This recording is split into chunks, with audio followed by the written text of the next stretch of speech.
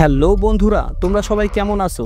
আমি মাসুদ, তোমরা দেখছো শ্যাম টিউব বাংলা। বিবাহিত খালাতো ভাই গালানের প্রেমে পড়েছিল তার আপন খালাতো বোন ইরমা। ফিজিক্যাল রিলেশনশিপে জড়িয়ে পড়ে দুজন এবং ইরমা প্রেগন্যান্ট হয়ে পড়ে। পরবর্তীতে গালান বিয়ে করতে অস্বীকার করে, তাই ইরমা গালানকে আপন করে পাওয়ার জন্য খালাতো ভাইয়ের স্ত্রীর উপর জাদুর প্রয়োগ করে। ইরমা চেয়েছিল খালাতো ভাইয়ের বউ নিশা যদি মারা যায় তবে গালানকে সে আপন করে পাবে। তার এই কালো জাদুর কারণে পুরো বংশের লোক মৃত্যুবরণ করে ভয়ঙ্কর এক জিনের হাতে, যা পবিত্র কোরআনে সিজ্জিন আয়াত নাম দেওয়া হয়েছিল। সত্য ঘটনার উপর নির্মিত সিনেমাটিতে কি দেখানো হয়েছে, নিশা ও তার পরিবারের উপর কি ঘটেছিল, তাই দেখবো আজকের মুভিতে। এরকম মজার মজার মুভি বাংলাতে পেতে চাইলে চ্যানেলটাকে সাবস্ক্রাইব করতে পারো এবং এই মুভিতে একটি লাইক, একটি কমেন্ট করে তোমার মূল্যবান মতামত জানাতে পারো। আর যদি আগে থেকেই সাবস্ক্রাইব করা থাকে তবে অসংখ্য ধন্যবাদ। কথা না বাড়িয়ে চলো মুভিতেই যাওয়া যাক। তো মুভির শুরুতে ইরমা ও উলান দুই বোন আসে এক তান্ত্রিকের কাছে। ইরমা একজন পুরুষকে আপন করে পেতে চায়, তাই তান্ত্রিকের কাছে এসে জানতে চায় কি উপায়ে সে তার প্রেমিক গালানকে পেতে পারে এবং গালানের একটি ছবি দেয় ওই তান্ত্রিককে। ওই তান্ত্রিক ইকসান একটি জিন হাজির করে তার ছোট বোনের উপর। ওই জিন বলে গালানের চোখে তার স্ত্রী নিশা ও অন্ধ মেয়ে সোফিয়াই সবকিছু। যতক্ষণ নিশা জীবিত আছে সে কখনোই বিয়ে করবে না তোমাকে, এই বলে জিন চলে যায়। ইরমা তান্ত্রিক ইকসানকে জিজ্ঞাসা করে তবে কি কোনো উপায় নেই? ইকসান বলে নিশাকে হত্যা করতে হবে জাদুর মাধ্যমে। ইরমা জানতে চায় এর বিনিময়ে কিরকম খরচ বহন করতে হবে। তান্ত্রিক ইকসান বলে 1 লক্ষ টাকা দিতে হবে, সঙ্গে তাকে জাদু করে হত্যা করার জন্য মাথার চুল, হাতের নখ অথবা পায়ের আঙ্গুলের নখ অথবা রক্ত লাগবে। ইরমা বলে আমার কাছে কোনো টাকা নেই, তবে তার বিনিময়ে আমার কিছু গয়না আছে, সেটা দিলে হবে। তান্ত্রিক বলে ঠিক আছে, আমি তোমার গয়না দেখে ঠিক করব কাজটা করব কিনা। দৃশ্য আসে 12 বছর পেছনে তুর্কির একটি গ্রামে। ইরমা ও তার বোন উলান আসে তার মা ফারহার সঙ্গে খালাদের বাড়িতে বেড়াতে। ফারহার বোন টিটো বহুদিন যাবৎ অসুস্থ, বিছানাতে পড়ে আছে। আজ তার জন্মদিন, তাই সবাই একত্রে হয় টিটোর জন্মদিনে উইশ করার জন্য। ইরমা তার খালাতো ভাইয়ের মেয়ে সোফিয়ার জন্য একটি খেলনার পুতুল উপহার নিয়ে আসে। সোফিয়া ছিল জন্ম অন্ধ। খালাতো ভাইয়ের বউ নিশার জন্য চা তৈরি করে নিয়ে আসে। ওই সময় তার খালাতো ভাই গালান কাজ করতেছিল। নিশা আসাতে সে ওইখান থেকে উঠে ব্যালকনি চলে আসে। ইরমাও তার খালাতো ভাইয়ের পিছু পিছু ব্যালকনিতে চলে আসে। গালানকে জড়িয়ে ধরে। গালান ঝাড়া দিয়ে তাকে দূরে সরিয়ে দেয় এবং বলে তোমার এইরকম আচার আচরণের কারণে আমার পরিবারের অশান্তি সৃষ্টি হবে। ইরমা বলে আমি তোমার বাচ্চার মা হতে চলেছি, তাই সবাই জানুক, এতে আমার কিচ্ছু আসে যায় না। তখনই সোফিয়া ব্যালকনিতে চলে আসে। অন্ধ থাকার কারণে সে কিছুই বুঝতে পারে নাই। গালান চলে যায় তার মেয়ের কাছে। পরের দিন ইরমা আসে তার গর্ভের বাচ্চার ব্যাপারে কথা বলার জন্য গালানের দোকানে। গালান পেশায় একজন গোস্ত বিক্রেতা। ইরমা ও গালান কথা কাটাকাটির এক পর্যায়ে ইরমা ছুরি দিয়ে গালানকে হত্যা করতে চাইলে গালান ধাক্কা দেয় ইরমাকে এবং ইরমা মাটিতে পড়ে যায় এবং তার পেটের বাচ্চা নষ্ট হয়ে যায়। রক্তক্ষরণ শুরু হয়ে যায়। তখনই ব্যাপারটা ধামাচাপা দেওয়ার জন্য গালান তার দোকানে থাকা কিছু গরুর মাংসের রক্ত সহ ইরমার গায়ের উপরে ফেলে দেয়, যাতে বাহিরের কেউ বুঝতে না পারে ইরমা প্রেগনেন্ট ছিল এবং বাচ্চাটা নষ্ট হয়ে গেছে। গালান ইরমাকে হাসপাতালে নিয়ে আসে এবং চিকিৎসা করার পর কিছু টাকা দেয় ইরমাকে এবং বলে সবকিছু ভুলে যাও তুমি। ইরমা পাগলের মতো চিৎকার করতে থাকে এবং বলে আমি টাকা চাই না, আমি তোমাকে ভালোবাসি, আমি তোমার সাথে সংসার করতে চাই। গালান চলে আসে ওইখান থেকে। বাসায় ফিরে আসার সময় মসজিদের ইমাম শাকিরের সঙ্গে সাক্ষাৎ হয় গালানের। ইমাম সাহেব গালানের মেয়ে সোফিয়ার নামাজ পড়ার জন্য কিছু উপহার দিয়ে দেয় এবং বলে আল্লাহ চাইলে সে ভালো হয়ে যেতে পারে।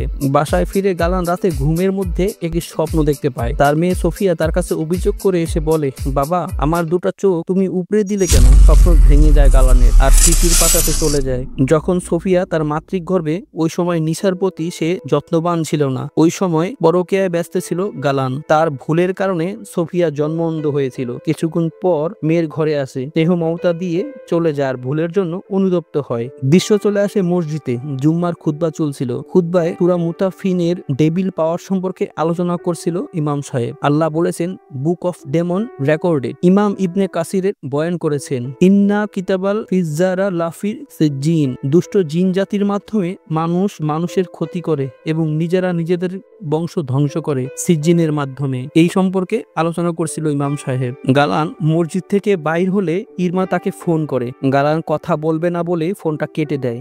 গালানের মেয়ে সোফিয়া প্রথমবার তার তলপেটে ব্যথা অনুভব করে। তার মা নিশাকে বলে, মা আমার তলপেট ব্যথা করতেছে আর কিরকম জানি রক্তক্ষরণ হচ্ছে। অন্যদিকে ইরমা আসে তান্ত্রিকের বাড়িতে গহনা নিয়ে। তান্ত্রিক বলে সে যে জিন চালান দিবে ওইটা মুসলিম জিন, তার নাম আনজান। সে একবার কাজ শুরু করলে থামবে না। ওই জিন 5 রাতের মধ্যে নিশা ও তার রক্তের সাথে জড়িত সবাইকে একে একে হত্যা করবে। আর এই 5 রাত খুব ভয়ঙ্কর হবে। তুমি কি ভেবে চিন্তে এই কাজ করতে চাও? তবে নিশার একটি ছবি নিয়ে আসো, সঙ্গে চুল অথবা রক্ত লাগবে। ওই তান্ত্রিক কবরস্থান থেকে একে লাশ উঠায় এবং কালো জাদুর প্রয়োগ করা শুরু করে দেয়। ইরমা আসে গালানের বাসায়।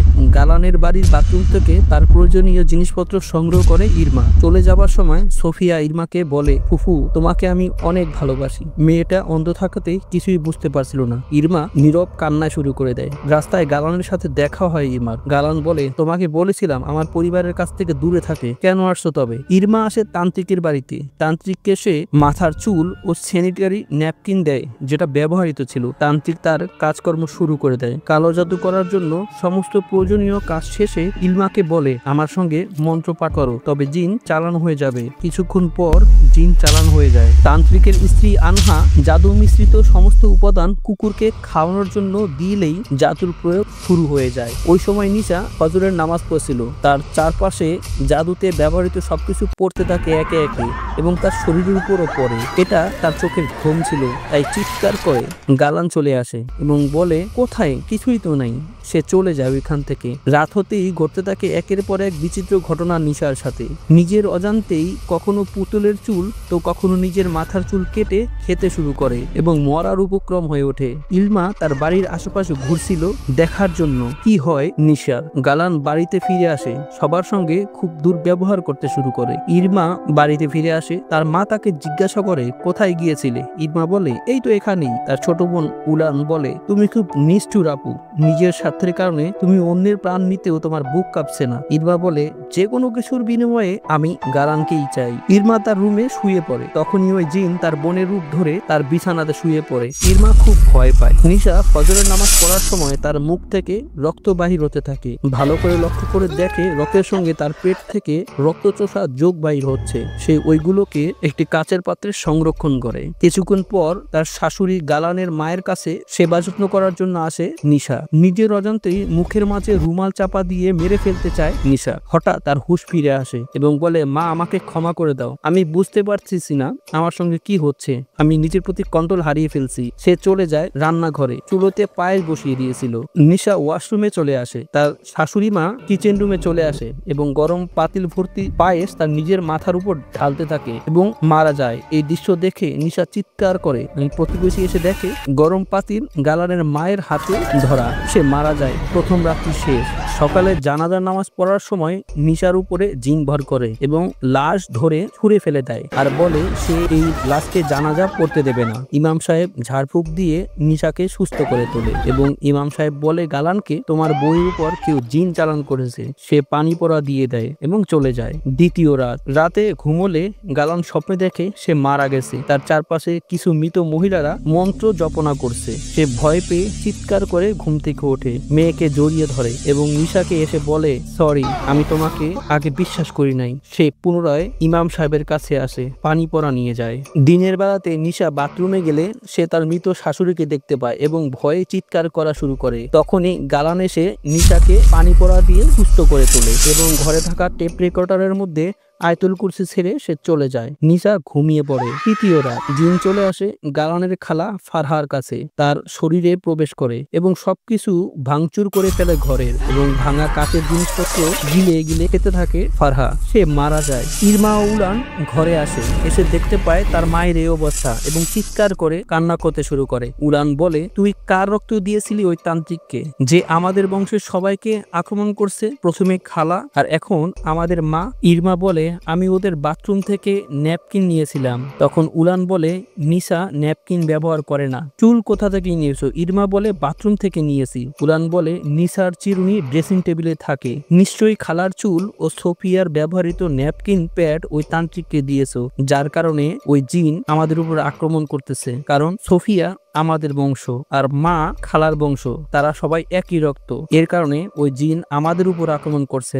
আজ তোর কারণেই আমার মা মারা গেছে। দৃশ্য চলে আসে, নিশা আজানের শব্দ শুনে চিৎকার করে এবং গলায় দড়ি দিয়ে আত্মহত্যা করতে চেষ্টা করে। ওই সময় গালান এসে নিশাকে বাঁচিয়ে ফেলে আর ইমাম সাহেব এসে ঝাড়ফুঁক দিয়ে যায় নিশাকে। কিছুক্ষণ পর ইরমা এসে গালানকে বলে সে জিন চালান দিয়েছে, তাই আজ এসব হচ্ছে। তবে এর জন্য গালানই দায়ী। সে যদি তাকে প্রত্যাখ্যান না করত তবে আজ তাদের পরিবারে এমন হতো না। গালানকে পাওয়ার জন্যই সে এইসব করেছে।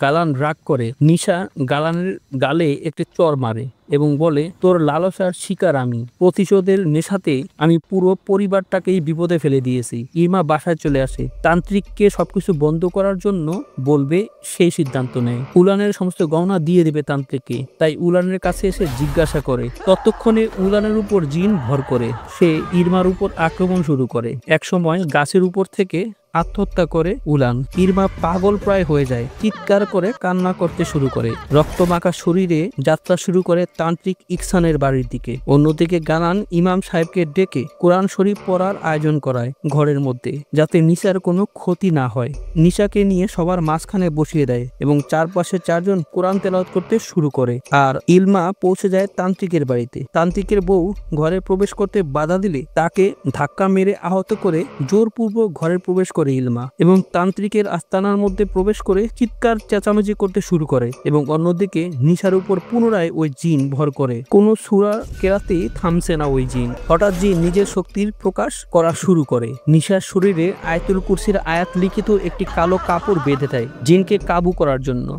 জিন আরো ক্ষিপ্ত রূপে আসতে থাকে। এক সময় সে শূন্যের উপর ভাসতে থাকে নিশা। ওই জিন ছিল মুসলিম, তাই কাবু হচ্ছিল না। অন্যদিকে ইরমার উপরও আক্রমণ করে এবং ইরমাকে কষ্ট দিতে থাকে ওই জিন। ইরমার হাত পা গুলো জয়েন্ট থেকে ভাঙতে শুরু করে এবং ইরমা মারা যায়। অন্যদিকে নিশাকে বেহুশ করে ফেলে। আর তখনই তান্ত্রিক আসে এবং সবকিছু বুঝতে পারে কি কারণে এরকম হচ্ছে। ইরমা যে রক্তমাখা সেন্টারি ন্যাপকিন দিয়েছিল সেটা ছিল অন্ধ মেয়ে সোফিয়া। তাই সোফিয়া জিনের অধীন হয়ে গেছে। সমস্ত লোকদেরকে সে হত্যা করছে এবং এই ব্যাপারটা ইমাম সাহেবও বুঝতে পারে। সমস্ত শক্তি ওই জিন সোফিয়ার কাছ থেকে নিচ্ছে। তাই সোফিয়ার উপর তবজি পড়ে ছুঁড়ে মারে এবং সঙ্গে সঙ্গে সে তার বাবা গালানকে মুক্ত করে দেয় এবং নিশাকে হাসপাতালে ভর্তি করে। আর মুভিটা এখানেই শেষ হয়ে যায়। যদি মুভিটা ও গল্পটা ভালো লাগে তবে চ্যানেলটাকে সাবস্ক্রাইব করে দিও। দেখা হবে পরবর্তী মুভিতে। ততক্ষণ পর্যন্ত আমাদের সঙ্গেই থাকো। আল্লাহ হাফেজ।